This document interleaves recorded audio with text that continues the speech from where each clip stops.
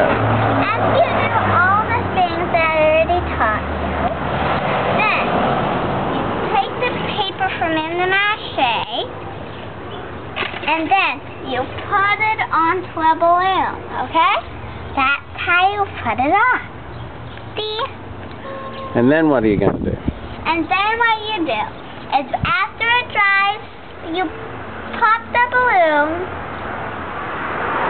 and then, What are you making? What is that going to be? paper basket. I'm making a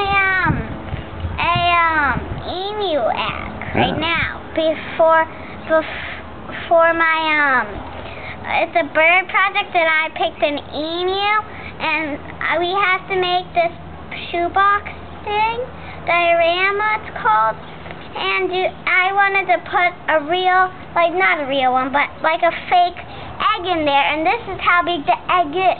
There's 30 of them, okay?